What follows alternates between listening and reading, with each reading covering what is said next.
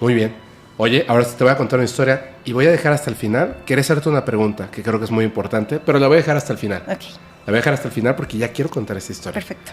Ojo con esto. Yo entiendo, de hecho le decía en la pausa yo a Pau, que no sé si era como correcto que contara esta historia por todo lo que estaba pasando, pero creo que ya pasó como esa pausita. No sé por qué pasan estas cosas en esos momentos. Ahorita que lo estabas diciendo, estamos grabando en Jueves Santo, luna llena. Específicamente estos temas, y justo antes de empezar, como que estaba como con mucha energía Pau y yo, y platicamos de, o sea, tiene que ser espectacular. Y nos escucharon todos, o sea, porque pasaron estas cosas. Pero ahí lo dejamos. Te voy a contar la historia del paso Diatlov. Dios mío. ¿Y sabes qué es lo peor de todo? Que los nombres de las personas, los lugares, están bien difíciles de pronunciar, porque esto ocurre en la ex Unión Soviética, en Rusia, en Siberia específicamente, en la zona de Siberia, en la zona de los montes Urales. Así es, en los montes Urales. Y esos son los fáciles de pronunciar, por supuesto. Pero esta es una historia extremadamente interesante, extremadamente interesante. Quiero decirles antes de empezar la historia, así como antes de que empezáramos a hablar la parte de la brujería, no fue una avalancha. No fue. Punto. El primero que diga que ya dijeron que fue una avalancha, sí, ya dijeron que fue una avalancha. Pero no fue una avalancha. Punto. Y les voy a decir el porqué. De verdad. ¡Wow! Bueno, aquí esto que ocurre en los montes Urales, en la ex Unión Soviética, ocurrió un evento que se conoce como el Paso Diatlov. No porque el lugar, la zona, se llame Diatlov, sino porque el líder de la expedición que fue a este lugar, su apellido es Diatlov. Sucede que estas son unas personas, es un grupo de personas, que son 10 personas, pero hay un sobreviviente. ¿Lo sabías? La persona que no subió con ellos. Ajá, exactamente. Yuri no subió, hay un sobreviviente. Recuerden esto, porque hay muchas cosas, hay muchos detalles fuera del evento mismo. Hay muchos detalles, mucha evidencia, muchísima evidencia, mucho estudio y mucha conspiración al respecto de este evento conocido como el Paso Diatlov. Entonces, escuchen muy atentamente lo que ocurre, porque es sumamente interesante. Piensen ustedes conocer a Yuri, que lamentablemente ya falleció en el año 2013. Fallece el 27 de abril del año 2013. Muy cercano a estas fechas en las que estamos grabando. Yuri tenía tenía un padecimiento con el que llevaba luchando mucho tiempo. Y fue justamente por este padecimiento que decide no subir a la montaña. Estos expedicionarios, que eran no nada más, o sea, ser expedicionario era como la segunda parte de todo lo que hacían. Muy jóvenes, muy fuertes. Todas estas personas que se conocían, amigos, amigas, tenían algo en común. Les gustaba la parte del montañismo, esquí, etcétera. Pero estaban preparados. O sea, no eran unas personas... No era como un hobby, así. Era un hobby, pero lo hacían de manera profesional. Esa es la cuestión. Claro, por ejemplo, yo puedo tener un hobby de la bicicleta. Pero hay una diferencia entre andar en la bicicleta en la ciudad, en un parque, y subirme, no sé, llevarme la bicicleta así en el jeep hasta una montaña, claro, sí. Y andar ahí como Superman, en campo traviesa y etcétera, ¿no? Donde ya necesito tener un físico, una preparación, como un deportista de alto rendimiento, más o menos. Y estas personas, además de ser jóvenes, de ser preparados al respecto de esto, además, muy inteligentes. Te voy a decir quiénes eran las personas y en este momento voy a leer sus nombres. Lo voy a hacer mal, pido una disculpa tanto a los familiares, a los que les interesa muchísimo el caso, y por supuesto a estas personas que lamentablemente fallecieron. Sí digo mal sus nombres. El principal, digamos, en la historia, porque es el que da el nombre al evento, es Igor Dyatlov. Él tenía 23 años cuando ocurre todo esto. Él fue el líder que organiza esta aventura. Era un estudiante de ingeniería de radio. Igor Dyatlov quería demostrar que en este lugar, en la montaña, en el pico de la montaña, conocida como Otorten, no ocurría nada raro, porque los lugareños, las personas que vivían por ahí, que son como en varias partes, porque pues, está la montaña y es enorme, al subir la montaña y al bajar la montaña, habían como dos diferentes grupos de personas de la región, que incluso hablaban cada quien su idioma distinto, una lengua distinta. Estas personas que viven cerca de la montaña Otorten dicen que en ese lugar ven no ovnis, luces como esferas de color naranja o rojo que suben, bajan, se acercan, pero eso es lo mínimo. Que hay entidades monstruosas que ahí habitan, que hay eventos y cosas tan raras que es mejor no acudir a este lugar. Esta montaña, que está en una zona que se llama Gara Otorten, la montaña de Otorten, y ellos específicamente querían llegar hasta el pico de la montaña de Otorten y bajar. Significa, en el lenguaje de estas personas, que es la lengua Mansi o Bogul, Otorten significa no vayas allí, jamás. Imagínate las cosas que veían y sabían para que la montaña se llame literalmente una advertencia. No vayas allí jamás. Bueno, estaba entonces Igor Dyatlov, de 23 años, que quería demostrar que no pasaba nada, que eran creencias populares de las personas que por ahí habitaban. Y entonces, con toda la preparación que tenían, pues estaba liderando esta expedición a esta zona. Estaba también Zinaida Kolmogorova, de 22 años, estudiante de ingeniería de radio. Lyudmila Dubinina, de 20 años, estudiante de economía industrial de la construcción. Alexander Kolevatov, de 24 años, estudiante de física nuclear. Wow. Yo siempre he dicho que las casualidades no existen, todo pasa por algo. ¿Por qué les estoy diciendo a qué se dedicaban? ¿Cuáles eran sus estudios? De verdad, presten mucha atención. Estudiante de física nuclear, ingeniería de radio, economía industrial de la construcción, bueno, ¿no? Ingeniería de radio 2 veces. Ok. Rustem Slobodin, de 23 años, graduado en ingeniería mecánica.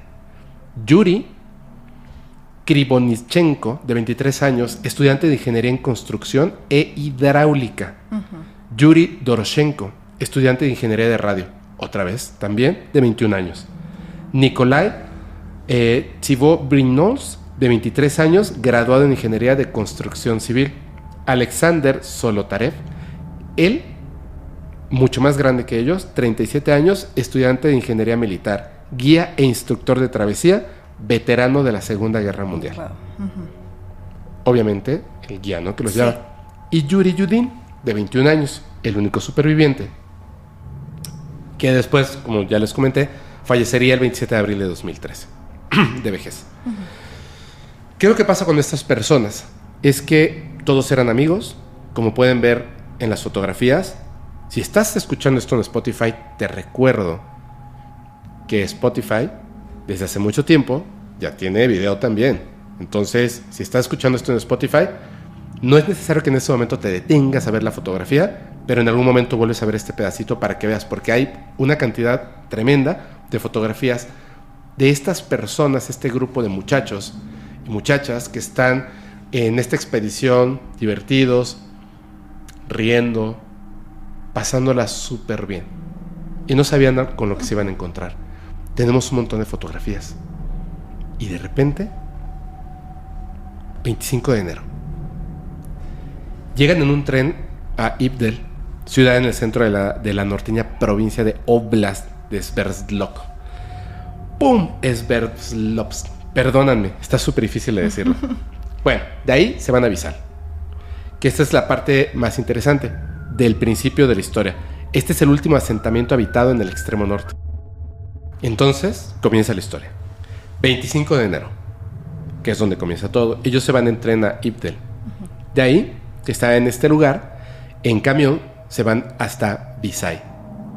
Que este es donde ya, imagínense esto, una montaña, Siberia, o sea, el frío, Nevada, sí. o sea, es otro mundo, es otro planeta. Y obviamente conforme te vas acercando a la falda de la montaña, que ellos quieren llegar hasta el pico de Otorten, pues empieza a haber poco a poco menos civilización. Entonces, de hecho, dicen que es el último asentamiento habitado en el extremo norte. 27 de enero, ya pasaron 2 días, comienzan la marcha hacia el monte Otorten, desde Visay, que es donde los llevó el camión. El 28 de enero, cuando llevan un día de camino, Yuri Yudin, aquí está lo que pasaba, él tenía una lesión en la espalda y se vio obligado a regresar porque tenía una severa lumbalgia, así fuertísimo, ¿no? Y dijo, no puedo más. Hay algunas personas que dicen que tenía mucho dolor de estómago, como si se hubiera enfermado. Sí, también hay otra que dicen que no tenía medicamentos suficientes para el resto del viaje. Exactamente, porque lo que tenía era un dolor, pero era físico, o sea, por supuesto que era físico, pero era la lumbalgia. Eso era lo que pasaba. Entonces, él había pensado, pues, que iba a estar bien, pero imagínate, montañismo, caminar, el frío. Vio las medicinas que tenía y dijo, no, porque si se me acaban, ¿qué es lo que va a pasar? Porque estoy consumiendo más medicinas de lo que debiera consumir para evitar el dolor. Imagínate que me agarre el dolor llegando al pico. Sí, No salgo y lamentablemente, bueno, no, por suerte, tuvo que retirarse. Entonces, en ese momento, de los 10, pasan a ser 9. 31 de enero, 2 días después, llegan a una zona de tierras elevadas. Aquí, ellos ya pueden ver el pico y se preparan para alcanzarlo. Cruzan el puerto y llegan a un campo. Mira, la idea era esta. Ellos, en este punto donde ya pueden ver el pico, era llegar al pico de la montaña, atravesarlo, pasar al otro lado y llegar a un campamento base que está del otro lado de la montaña. Okay. En ese campamento base, pues obviamente les iba a tomar varios días llegar, bajar, llegar al campamento base. Iban a mandar un telegrama. Por supuesto, la fecha, etcétera. No habían teléfonos celulares, pero ni de y menos ahí en la montaña. Es más, si hubieran teléfonos celulares, pues no sirve, no hay. Iban a mandar un telegrama a sus familiares. Desde que ellos salen, pues repito, por la fecha, por la época, que no hay una manera de comunicarse con ellos al lugar en el que van, desde que salen estos muchachos y estas chicas, le avisan a sus familiares, este es el plan, porque, repito, no eran novatos, sabían perfectamente lo que hacían. Y dijeron, salimos tal fecha, vamos a llegar a este punto para tal fecha, esa es la idea, y al bajar les vamos a enviar un telegrama. El telegrama deben de recibirlo el 12 de febrero, que es cuando vamos a estar del otro lado. Okay. Por supuesto, ese telegrama nunca llegó. Luego, cuando estaban en esta zona, que era como el llano, desde donde podían ver el pico y empiezan a subir, comienza una ventisca muy fuerte, como una tormenta en la montaña. Un frío tremendo, menos 30 grados centígrados, y las condiciones climáticas ya comenzaban a ser adversas para su travesía. Sin embargo, les recuerdo, no se imaginen en este momento que es así, esa tormenta fuertísima donde ya tenemos que regresar o aquí nos quedamos, no. Tuvieron el tiempo, la forma, con el conocimiento, y empezaron a montar el campamento para pasar esa noche, puesto que no iban a poder cruzar con la ventisca que estaba fuerte, sobre todo por el frío. No era tanto como que el viento o algo así, era el frío. Montan el campamento y habían varios de estas personas que tenían armas y cámaras fotográficas. Por eso es que hay tantas fotografías. En el camino hay una fotografía que en este momento sí necesito que la observen.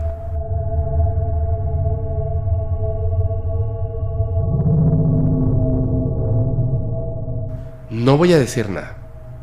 Okay. El grupo no debe alejarse. Caminan en conjunto.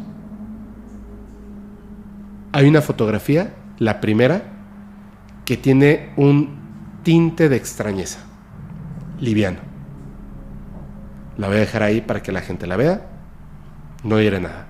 Recuerden, tienen que caminar en conjunto.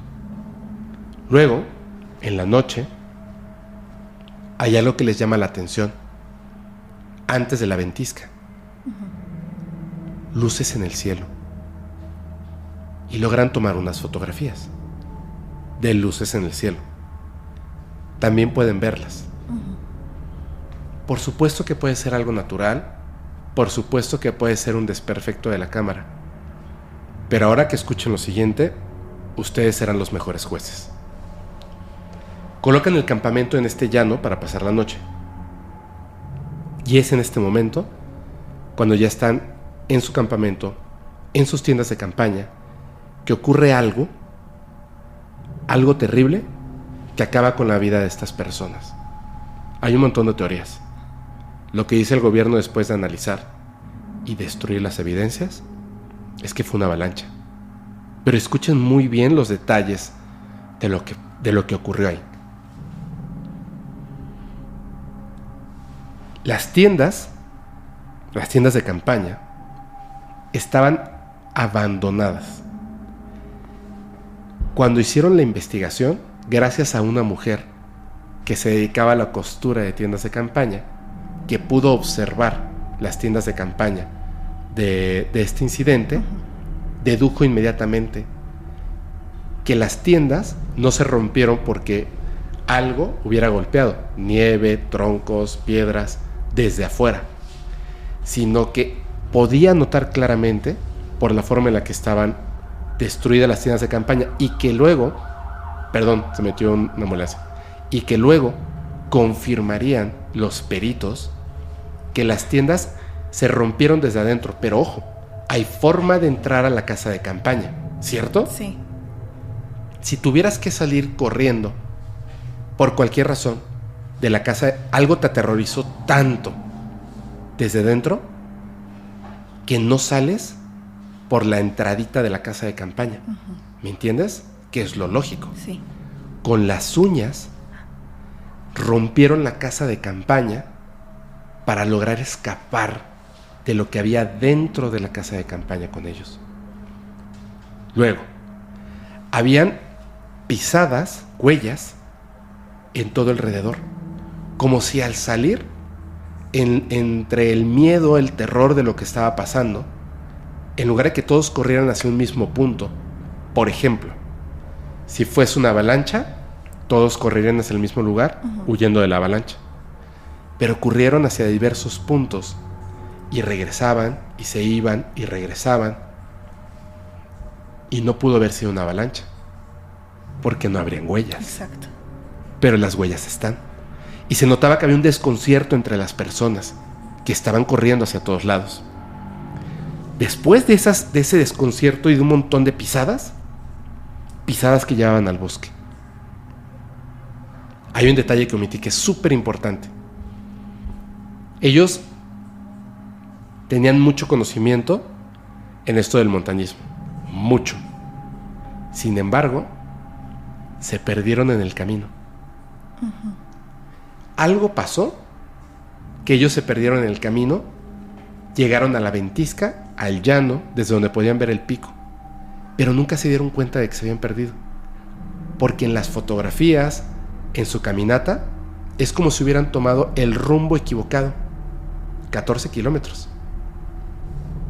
Bueno, dentro de las casas de campaña, si se metió un animal o si había una avalancha, para que ellos rompieran las casas de campaña con las uñas por la desesperación, ¿cómo te imaginas que hubiera quedado el interior? Despedazado.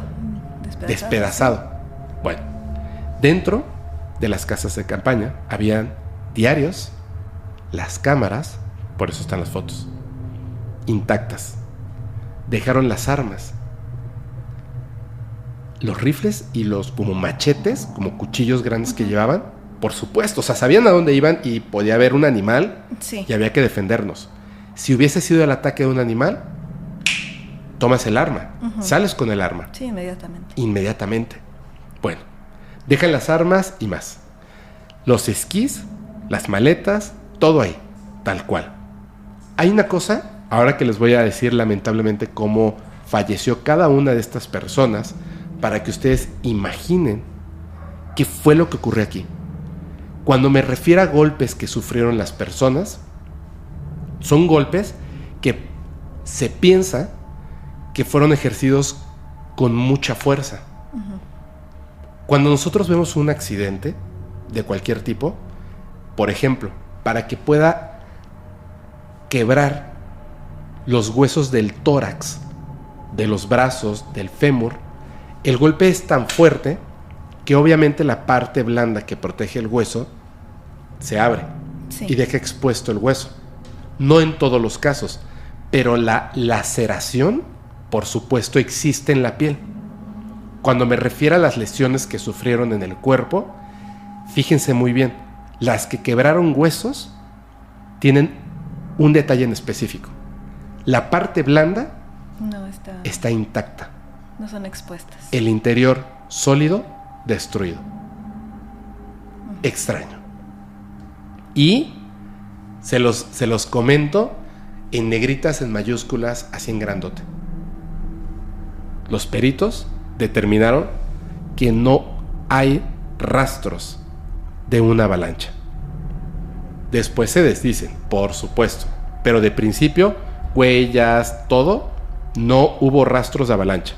Punto. No solamente lo digo yo, que sí lo creo, sino los peritos en aquel momento. Sí. Ok, aquí está lo que sucede.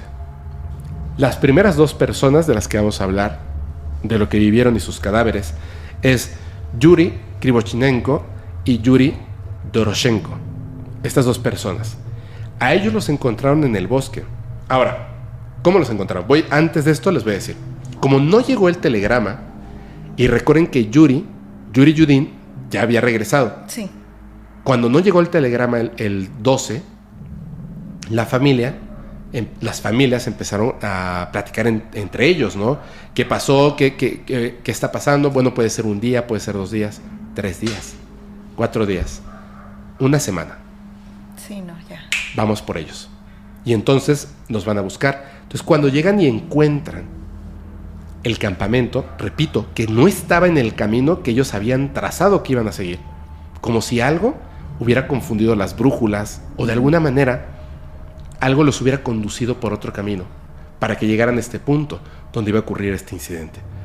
Cuando llegan y los encuentran por fin, las familias, pues obviamente los policías o el servicio que había prestado el gobierno de la Unión Soviética, los encuentran y encuentran el campamento. Entonces empiezan a buscar dónde están. Porque lo primero es extraño. ¿Por qué están destruidas desde adentro? Pero las cosas están intactas. Están las cámaras, están las armas, la ropa, los esquís. Sí. ¿Dónde están? Y encuentran a estos dos primeros Yuris, Krivoshenko y Doroshenko, en el bosque. Estaban sus cuerpos a 1.5 kilómetros. ¿Por qué se dirigen al bosque? Porque entre las huellas de que hubo algo que los hizo correr como locos para todos lados, de repente fueron caminando hacia el bosque. Como que se unieron y dijeron, vamos para allá. Y entonces siguen las huellas y los encuentran. Tenían las golpes y las lesiones en el cuerpo, los dos, que previamente les comenté. Estas personas se dieron cuenta que ahí en el bosque, imagínate, algo sabían que había pasado. O sea, algo experimentaron en las casas de campaña que tenían mucho miedo de volver.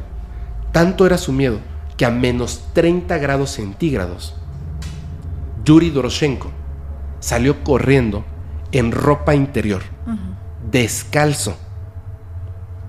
Obviamente iba a fallecer por hipotermia. Sí. Y Yuri Krivonichenko ayuda a Doroshenko, les voy a decir por su apellido, es más fácil, a hacer una fogata. Pero no estaban solos. Otros de sus compañeros estaban con ellos. Y entre todos, entre la ventisca, por eso sabemos que no era tan fuerte, porque logran hacer una fogata para mantenerse calientes. Sí. Algo pasa, que independientemente de que ya tenían ahí la fogata y podían sobrevivir, algo ocurre. Que hay personas que piensan, los persiguió un oso en la ventisca, acercándose al fuego. No tiene sentido. Sí, una de las cosas que creo que es importante es que justamente como es la montaña, no te acerques, no vayas, no hay animales. O sea, los mismos personas que viven cerca de ahí saben que ahí no hay animales que puedan cazar o que puede haber algún animal que pueda atacar, sí, antes de llegar. Claro. Pero no en la montaña. No pudo haber sido un ataque de animales, y ahorita vamos a ver por qué. Pero sí, es cierto. O sea, es que las teorías racionales se despedazan ante la evidencia. La evidencia. Tienen tanto miedo de lo que de repente ocurre, después de tener su fogatita para tratar de sobrevivir. O sea, el pobre Doroshenko está en ropa interior y descalzo, sí, a menos 30 grados centígrados, que salen corriendo y en su desesperación de subir por el tronco de un pino, que es el mismo, se rebanan los dedos y dejan la piel ahí. Literal, encontraron la piel de los dedos en el tronco. Ese tronco se cayó después. En algo, o sea, me imagino a dos hombres subiendo por el tronco, dejando la piel, pero yo me he subido a árboles. Un tronco de un pino que puede sostener a dos hombres subiendo, no se cae. No se cae. De alguna manera, cayó. Y fallecen por hipotermia. Pero recuerden que había más personas ahí, con ellos. Estamos hablando de 9 personas. Bueno, en el camino, entre los 2 primeros cadáveres y la tienda, es decir, entre donde estaban las tiendas de campaña, sí, y estas personas que pusieron la fogata, los yuris, encontraron a 3 personas más, haciendo un total de 5. Igor Dyatlov, el que da el nombre a esto, el líder de la expedición, Zinaida Kolmogorova y Rustem Slobodin. Igor fallece de hipotermia. Cuando uno fallece de hipotermia, que no es una ventisca de estas como hemos visto animales que se quedan parados, tal cual, no. O sea, sí hacía muchísimo frío, pero no algo como lo que ocurre en estas fotografías de animales que se quedan, caballos, zorros, que literalmente van caminando y se congelan. No.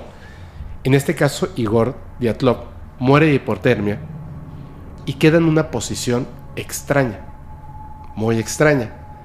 Cuando fallece por hipotermia, previamente había sido congelado en una posición.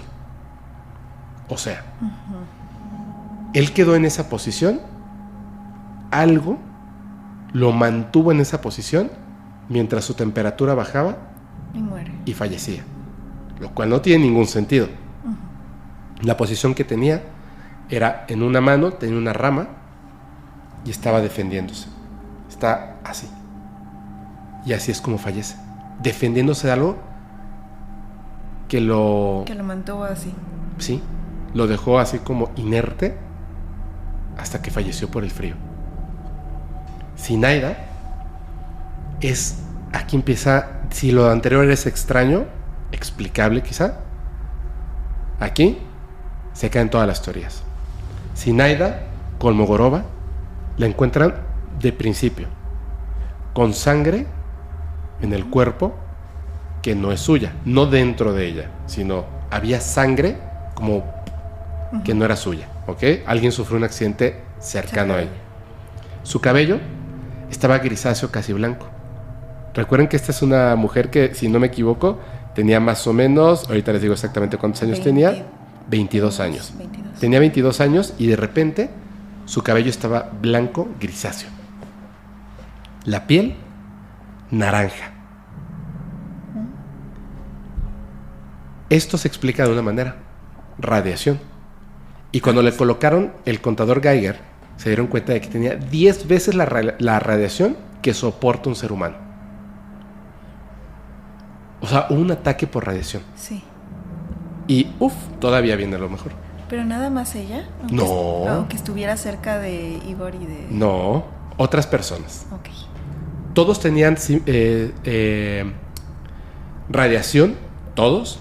La ropa tenía radiación, todos tenían radiación. Pero ella en específico, y ahorita vamos a ver otros más, tenían más radiación que los demás, mucha más. O sea, al grado de que el cabello quedó blanco grisáceo y la piel naranja. Así. Rusten Slobodin tenía una herida en el cráneo de 1.8 centímetros. No como una bala, no era una bala. Sí, no. No era una rama, no era una piedra. Era como un objeto que había entrado, perforado y salido. Ok. Como un objeto metálico, algo extraño. Los músculos de las sienes aplastados. Y acuérdate, entra además este objeto. Tuvo, al igual que Dyatlov, al igual que Igor, parálisis antes de la hipotermia. Al igual, tal cual. Y esas 3 personas tienen algo en particular. Desde el punto donde están las casas de campaña, uno estaba a 300 metros. Otro estaba a 480 metros. Otro estaba a 630 metros. Hay 2 explicaciones aquí, básicamente. Uno es que salió uno corriendo, el otro y después el otro. Como que creo que sí llegó lejos, ahora vas tú. Creo que sí llegó lejos, ahora vas tú. O salieron los 3 corriendo. Lo que sea que pasó ahí, atacó primero a uno, luego a otro y luego a otro. Muy bien. Buscaron por el lugar, por el frío, por todo lo demás. No encontraron los otros 3 cuerpos. Entonces tuvieron que irse. Pero 2 meses después encontraron a los otros, no 3 cuerpos, 4 expedicionarios. 2 meses después. Los encontraron en un barranco a 70 metros, digamos, del lugar del incidente. Ahí estaba Nicolai Thibault-Brignoles, que tiene un apellido como francés. Sí. Pero lo dije súper mal, lo siento. Estaba, ¿te acuerdas que te dije que los que habían hecho la fogata no estaban solos? No solamente eran 2, eran 3. Nicolai estaba con ellos y lo encontraron a pocos metros del pino donde se habían subido. Él estaba enterrado, como si alguien hubiera hecho un hueco, hubiera dejado el cuerpo y luego lo hubiera tapado. Por eso no lo encontraban. Lo trataron de esconder. Lo que sea que ocurrió ahí, lo trató de esconder. Escuchen muy bien lo que le pasó a Nicolai, que es terrible. No tenía piel en la cara y no tenía ojos. Pero habían sido removidos tanto la piel de la cara como los ojos de manera quirúrgica. Repito, removieron la piel de la cara y los ojos de manera quirúrgica. No fueron arrancados. No fue un accidente que le haya arrancado la piel del rostro. Había sido cortado quirúrgicamente. Esta extracción quirúrgica tiene una precisión tal que recuerda a algo. Al ganado que supuestamente se llevan los seres extraterrestres y luego dejan el cuerpo ahí tirado. Que tiene una precisión quirúrgica y muchas veces le retiran ciertas partes del cuerpo que son como muy importantes, no sé por qué. La quijada, la parte como del cuello, las caras, los ojos, la sangre, los órganos. Una cosa muy rara. Bueno, esto es así. Y también, él, a diferencia de los demás, que tienen estos golpes que los trituran por dentro pero por fuera están bien, él, además de estas lesiones, también tiene lesiones, ahora sí, externamente que llegaron incluso a lastimar sus huesos y más cosas. Esto sí se explica. Lo que sea que le ocurrió a Nikolai le dio tanto miedo y corrió tan desesperadamente en la oscuridad de la montaña que se fue golpeando contra troncos, piedras. Ahí, sí. Imagínate correr con los ojos cerrados. Esa es la oscuridad. Correr con los ojos cerrados en una montaña en el frío extremo, tan fuerte que cuando te golpeas con algo te quiebra los huesos y continúas corriendo. ¿Qué era lo que estaba pasando? Lyudmila Dubinina. Esto es lo más extraño que van a escuchar. Tenía el cuello roto. La cabeza la tenía metida en un lago de agua helada. Ella, por supuesto, tenía un grado de radiación altísima. Al igual que a muchas otras personas de estas personas que fallecieron, no tenía la lengua, se la habían removido quirúrgicamente, al igual que a otras personas, repito. Y no tenía esta parte de la musculatura inferior del cuello, como si hubieran hecho un corte quirúrgico debajo de su mandíbula, donde el cuello estaba roto, y habían retirado quirúrgicamente toda esta parte. Enormes índices de radioactividad.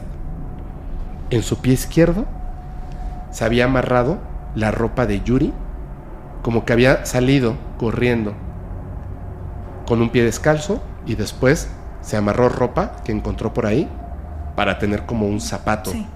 Y después huyó. Fracturas en el tórax por golpes, no de correr. Algo la golpeó y por dentro su tórax se rompió, se quebró. Ella tenía la cara dentro de este lago helado porque sentía que se estaba quemando por la radiación. Imagínate eso, correr con el tórax roto, sin una parte, un pedazo enorme de tu cuello. Y es tanta tu desesperación por la radiación que metes la cara en un lago de agua helada, en una montaña, en la oscuridad, para después fallecer con la cara dentro del agua porque quiebran tu cuello. Y altos índices de radiación, por supuesto. Alexandra Solotarev. Mismas lesiones que Dubinina, con la diferencia de que a él, además de faltarle la lengua, igual, arrancada quirúrgicamente, le faltaban los dientes de la boca y las cejas. Pero, ¿te acuerdas que a estas dos personas tenían el cabello grisáceo blanco y la piel naranja? Bueno, él tenía también radiación, piel naranja, pero en la piel de su rostro tenía arrugas como si hubiera envejecido. Estamos hablando de muchachos de 23 años, 22 años. Esto no es un efecto de la radiación, es un efecto absolutamente inexplicable. La persona envejeció. Le cortaron la lengua quirúrgicamente, las cejas, los dientes y tenía radiación. Hay una cosa súper recontra mega inexplicable. Alexander Solotarev y Dubinina, ¿te acuerdas que te dije que Dubinina, la que tenía el rostro en el lago, sí, tenía el tórax roto? Si yo tomo un plato y lo dejo caer al suelo de cerámica, se quiebra de maneras caprichosas. ¿Cuántas veces tendré yo que aventar el plato, otra vez un plato idéntico, para que se generaran las mismas cuarteaduras? No, pues muchísimas veces. Casi imposible. Casi imposible. Fíjate esto. Solotarev y Dubinina, siendo que son dos personas distintas, con tamaños distintos, mujer, hombre, pesos distintos, musculatura distinta, largo, etc. Tenían exactamente las mismas lesiones en el tórax. Ambos. Sin que se reventara la piel ni los músculos por fuera. Como si hubiera sido de adentro hacia afuera. Así es. No se golpearon y se quebró. Estaba diseñado. La herida del tórax estaba diseñada. En serio. Pensar que esto fue una avalancha, el ataque de un oso, que consumieron bayas que los hicieron alucinar. Híjole.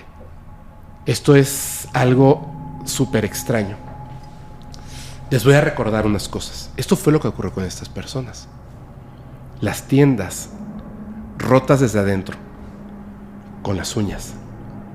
Los cuerpos, después cuando ya los tenían, antes de la sepultura, entregarlos a los familiares, de las 9 personas, estaban de color marrón. Esto solo ocurre cuando hay radiación. Ya no hay duda. Algo ahí de radiación. Por eso es que algunos piensan que hicieron algún experimento los soviéticos y de casualidad ellos estaban ahí, pero no explica tantas cosas. Sí. Corrieron, los golpearon, les cortaron las lenguas, los ojos. No lo explica. Un bombazo nuclear no lo explica. Aparte, no habían los rastros de un ataque nuclear. Sin embargo, había la radiación. Bueno, se entierran los cuerpos de las personas después de que se las entregan a las familias. Y 3 días después, el gobierno ruso, soviético en aquel entonces, los saca para exhumarlos. Para que nadie pueda investigar qué pasó con ellos. Después dicen que fue una avalancha. Después, años después. Pero bueno, primero desaparecen los cuerpos. Pero te voy a decir algo bien extraño. ¿Te acuerdas que eran 10 y Yuri se regresó y quedaron 9? Encontraron 11 cuerpos. En la misma... 11 cuerpos. No 9. 11 cuerpos. Chécate esto. Los 2 cuerpos de las personas extras, nadie sabe quiénes son. No están identificados. Los exhumaron también. Ningún familiar, ningún amigo. No hubo nadie que reportara a esas personas. Nadie. ¿Cómo es posible que en un evento tan extraño aparezcan 2 cuerpos más? No tiene ningún sentido. Estas personas van documentando en fotografía que existen y están ahí, y no hay 2 personas más. Y de repente, entre los cuerpos que vivieron esta experiencia en el conocido Paso de Dyatlov, hay 2 personas más. Voy a poner una vez más la primera fotografía que se mostró.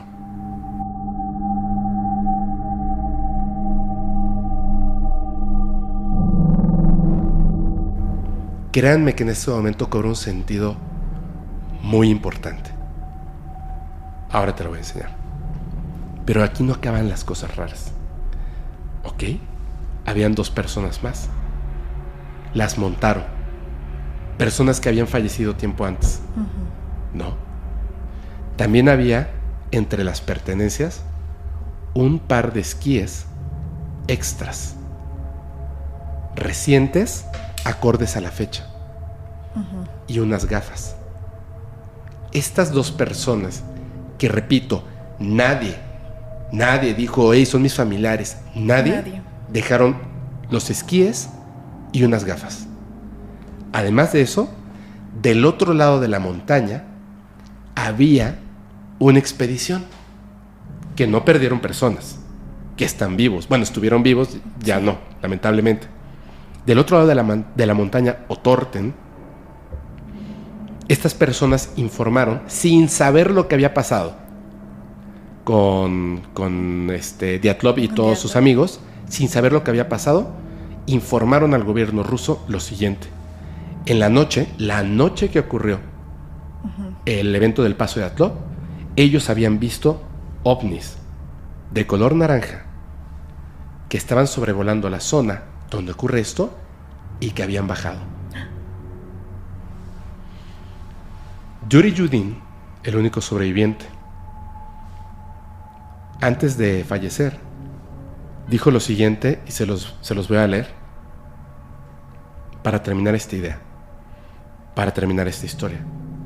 Piénsenlo muy bien, con todo lo que acaba de pasar.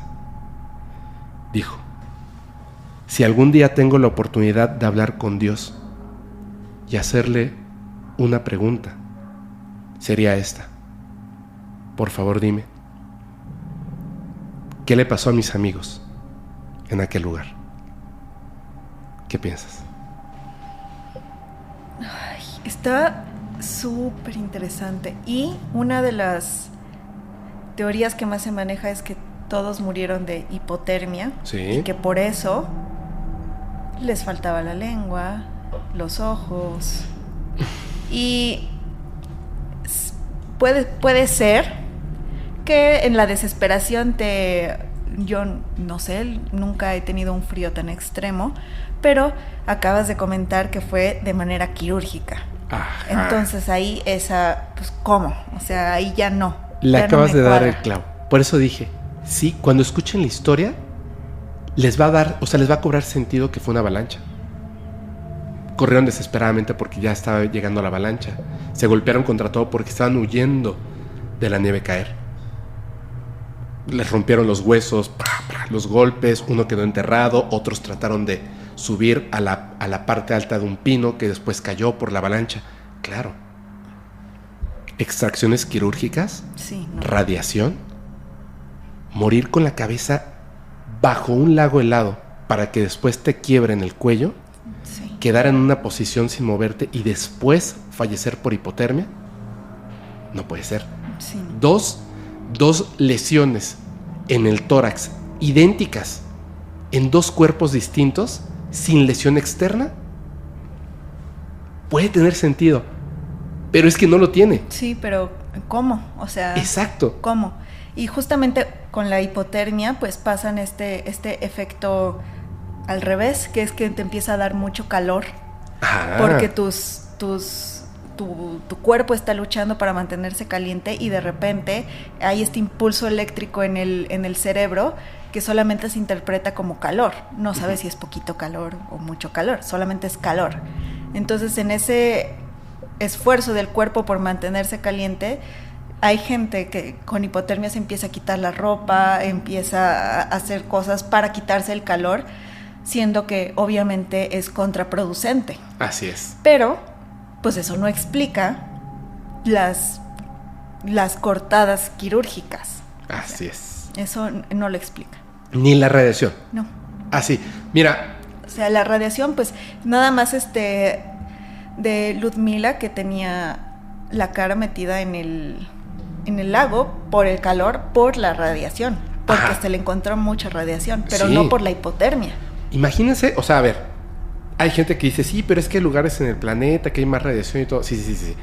No hay lugar en el planeta que de manera natural te deje la piel de color naranja y el cabello gris. Uh-huh. Punto. Ya. Los 11 cuerpos estaban de color marrón. Yo les dije 9, porque eran 9. Sí, Pero en realidad dos. sacaron 11. Y ellos también fallecieron como al mismo tiempo de... Sí, pero no sabemos Pero no sabemos quién. qué fue lo que pasó con ellos. Solamente sabemos. ¿Por qué no sabemos? Porque lo que hace muchas veces Rusia. No quiero investigadores aquí. No quiero que nos digan que cosas raras o que fuimos nosotros. Sácate una explicación de la manga. Esto y cuadra muy bien. Sí, nos hacemos de oídos sordos y ojos ciegos Ignoramos a las toda evidencias. esta evidencia Sí. súper extraña. Eso lo explicaría. Ok, la gente come basura si le pongo una etiqueta que dice que es comida rica. ¿En serio eso piensa, señor, de los seres humanos del planeta? Veamos. Di que fue una avalancha y a ver qué pasa. A ver cuántos defienden la idea. Lamentablemente, una mayoría muy grande. De verdad. Si alguien me puede explicar cómo una avalancha, no me vengan con cosas como no es cierto, no tenían radiación. O sea, ¿le estás creyendo a los que exhumaron los cuerpos? No manches, de verdad, usen el cerebro. Los primeros peritos, los familiares, los expedicionarios que fueron por los cuerpos, fueron los primeros en describir esto. Las primeras historias que existen al respecto fueron estudios que se hicieron. No se los sacaron de la manga. La radiación existió. De hecho, entiendo por qué exhumaron los cuerpos. No solamente para esconder la evidencia, sino también por la radiación. Era peligroso que estuvieran. Claro. Y pueden haber muchas investigaciones. Hay naciones que están jugando con esto de las fuerzas nucleares, bla, bla, bla, bla, bla. Y uno de esos, justamente, es Rusia. Así es. Pero, ¿y los ovnis?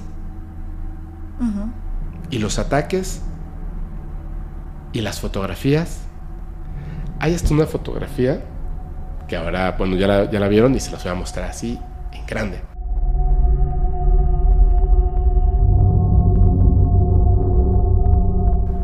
Una fotografía de una luz dentro de la casa de campaña. Al principio del capítulo, que cada quien utilice el cerebro, la inteligencia humana, el raciocinio, observen la evidencia, investiguen y nos cuenten su teoría. Probablemente la verdad está ahí a la vista y no nos hemos dado cuenta. Es justamente lo que estábamos comentando al principio del podcast, que no lo entendamos. Algún día se va a explicar de manera científica, pero por lo pronto pasó y queda como una cuestión paranormal, porque no tiene explicación. Así es. Y además, en algún momento la ciencia lo va a explicar y todos vamos a decir, sí, claramente ahí estaba todas las evidencias, todas las pruebas, todos los indicios, pero por el momento no. Por el momento no. Así que ahí se queda el misterio del paso de Atlop. Pau, muchísimas gracias, pero antes de que nos vayamos tengo esa última pregunta que arrastré hasta este momento. A ver, si una persona hace un viaje astral, por ejemplo, que conozco personas que lo logran, si una persona hace un viaje astral, está haciendo magia, ¿cierto? Lo que se considera como magia. Sí. ¿En qué momento una persona, no lo sé, por eso pregunto, en qué momento una persona puede llamarse a sí misma bruja o brujo, chamán, chamana? ¿En qué momento? En el momento en el que tienes conciencia de la práctica que estás haciendo. Y control. Y control, exactamente. Aunque sea una práctica únicamente. Sí. Por ejemplo, hay gente que hace viajes astrales sin querer. Ajá. Y ya. No es. Eso no es. Eso no. Eso es que tienes la habilidad. Ajá. Como habilidad para aprender algún idioma o algo. O bueno, en estos casos, visión remota, sí, telepatía. Pero no estás usándolo para nada mágico, para nada como una herramienta para hacer algo más. O de manera estructurada.